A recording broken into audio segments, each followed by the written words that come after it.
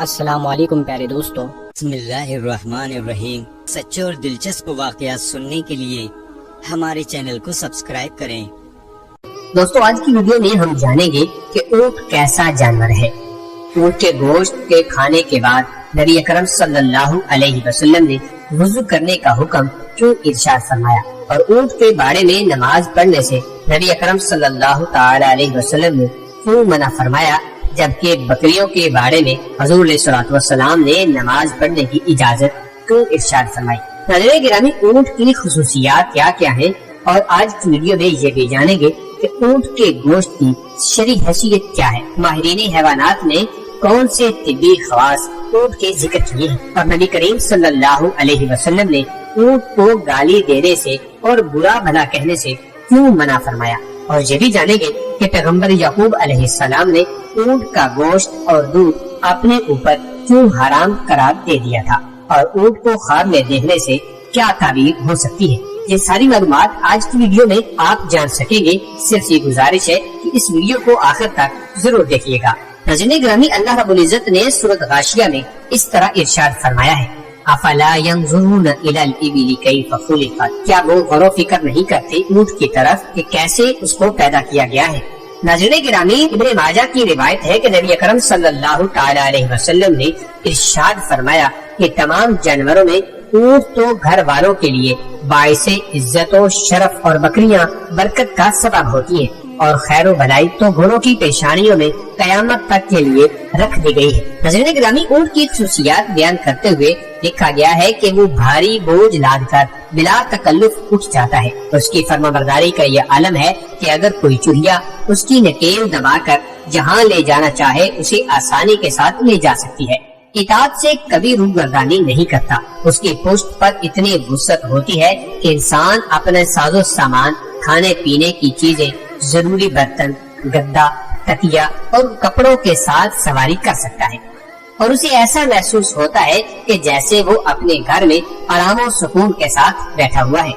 ان تمام چیزوں کے باوجود اونٹ اس مصنوعی گھر کو لے کر آسانی سے چلتا پھرتا رہتا ہے۔ ناظرین گرامی، خدا تعالیٰ نے اونٹ کی لمبی گردن اس لیے بنائی ہے تاکہ وہ بوجھ لے کر آسانی کے ساتھ اٹھ سکے اور چل سکے۔ اونٹ کیا چیز ہے؟ ناظرین گرامی، اللہ تعالیٰ نے اونٹ کو اس قسم کا اس لیے پیدا کیا ہے تاکہ پانی کی کشتی کی طرح خشکی کی کشتی بھی تیار ہو سکے۔ ناظرین گرامی، اونٹ کو خشکی کی کشتی کہا جاتا ہے اور خشکی کا جہاز بھی کہا جاتا ہے۔ اونٹ کی یہ بھی خصوصیت ہے کہ وہ پانی پر صبر کرنے کی زبردست قوت کا مالک ہے، چنانچہ وہ سفر میں 10 دن تک پانی نہ ملنے کی صورت میں بھی صبر کا مظاہرہ کر سکتا ہے۔ اسی طرح یہ ہر قسم کی گھاس وغیرہ کو کھا لیتا ہے جس کو دوسرے جانور نہیں کھا سکتے۔ ناظرین گرامی، ماہرین حیوانات نے لکھا ہے کہ جس وقت اونٹ غصے میں ہوتا ہے تو وہ کسی کو بھی خاطر میں نہیں لاتا، اس وقت اونٹ بدخلق ہو جاتا ہے،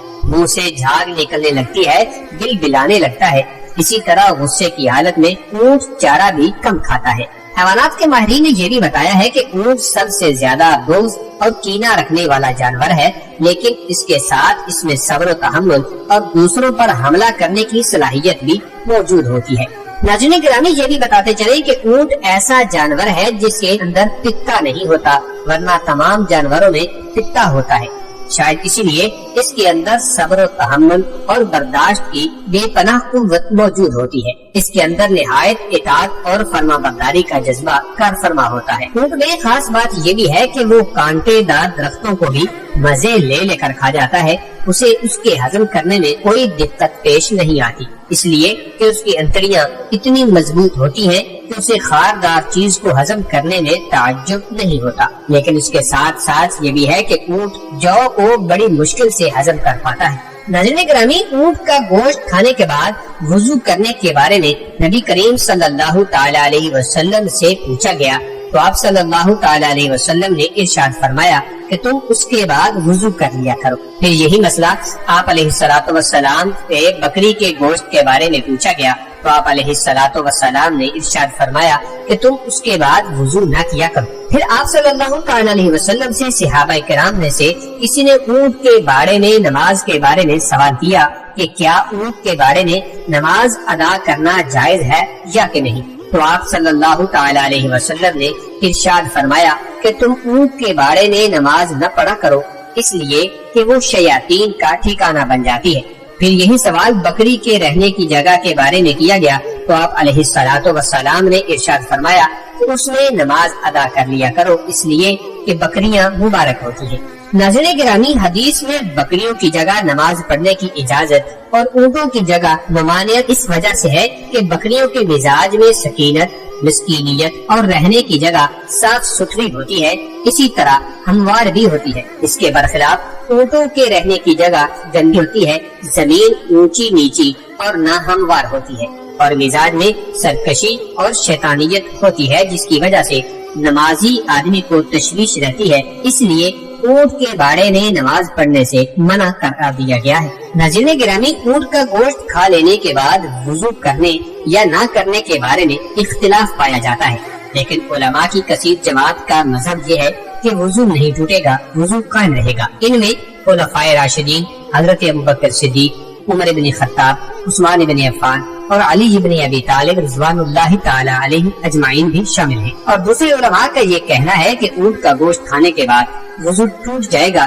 ان میں امام احمد بن حنبل، امام شافعی اور آپ کے کچھ شاگرد شامل ہیں۔ ناظرین گرامی، احادیث مبارکہ میں اونٹ کو برا بھلا کہنے سے منع کیا گیا ہے۔ بخاری اور مسلم شریف میں حدیث مبارکہ موجود ہے کہ نبی اکرم صلی اللہ علیہ وسلم نے ارشاد فرمایا کہ اونٹوں کو برا بھلا نہ کہو، اس لیے کہ وہ اللہ پاک کی روح ہے۔ اس کا مطلب یہ بتایا ہے کہ اونٹ کا شمار ان چیزوں میں ہوتا ہے جن سے اللہ تعالیٰ لوگوں کو فراخی نصیب کرتے ہیں۔ ابو موسیٰ اشعری رحمۃ اللہ تعالی علیہ سے ایک دوسری حدیث نقل ہے کہ نبی کریم صلی اللہ علیہ وسلم نے فرمایا کہ قرآن کی خبرگیری کرو، یعنی قرآن برابر پڑھتے رہا کرو تاکہ بھولو نہیں۔ قسم ہے اس ذات کی جس کے قبضہ میں محمد صلی اللہ علیہ وسلم کی جان ہے، قرآن سینوں سے اتنی جلدی نکل جاتا ہے کہ اونٹ بھی اتنی جلدی اپنی رسی سے نہیں نکلتا۔ ناظرین گرامی، اونٹ کا گوشت حلال ہے، اسی وجہ سے قرآن مجید میں ارشاد فرمایا ہے کہ احلت لکم بہیمۃ الانعام، تمہارے لیے چوپائے حلال کر دیے گئے ہیں۔ لیکن حضور نبی کریم صلی اللہ تعالی علیہ وسلم کی بعثت سے قبل حضرت یعقوب علیہ السلام کے بارے میں پتہ چلتا ہے کہ آپ نے اپنے لیے اونٹ کا گوشت اور اس کا دودھ حرام کر لیا تھا، تو یہ ان کا اپنا اجتہاد اور اپنے نفس کے لیے ایک کردار تھا۔ اہل علم اس کا سبب یہ بتاتے ہیں کہ آپ دیہات میں رہتے تو آپ کو ایک النساء کی شکایت پیدا ہو گئی تھی۔ معلوم ہوا کہ آپ کو اونٹ کا گوشت اور اس کا دودھ نقصان دہ ثابت ہو رہا ہے، چنانچہ آپ علیہ السلام نے اونٹ کا دودھ اور اونٹ کا گوشت اپنے لیے حرام قرار دے کر کھانے پر پابندی لگا لی تھی۔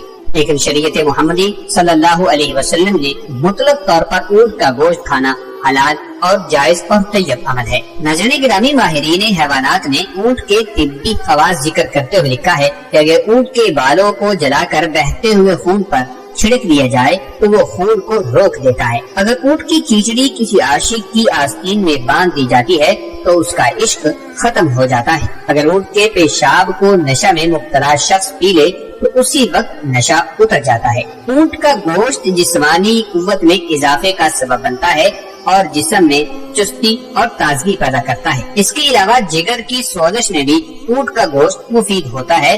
ناظرین گرامی، اگر کسی نے اونٹ کو خواب میں دیکھا تو اس کی تعبیر کیا ہوگی؟ تو ماہرین حیوانات نے لکھا ہے کہ اگر کسی نے خواب میں یہ دیکھا کہ وہ 100 اونٹوں پر مشتمل ریوڑ کا مالک ہو گیا تو یہ تعبیر دی جائے گی کہ وہ باعزت لوگوں کا حکمران بنے گا، نیز اسے بہت سارا مال و دولت بھی ملنے کی توقع رہے گی۔ اور اگر کسی نے خواب میں اونٹ دیکھے کہ اس نے انہیں چرانے کے لیے چھوڑ دیا ہے تو اس کی یہ تعبیر بتائی جائے گی کہ وہ پیچیدہ معاملات میں قابو پایا جائے گا اور مزید نعمت خداوندی اس شخص کو نصیب ہوں گی۔ اور اگر کسی نے یہ دیکھا کہ وہ عربی اونٹوں کو چرا رہا ہے تو گویا عرب قوم کا والی یعنی سردار بنایا جائے گا۔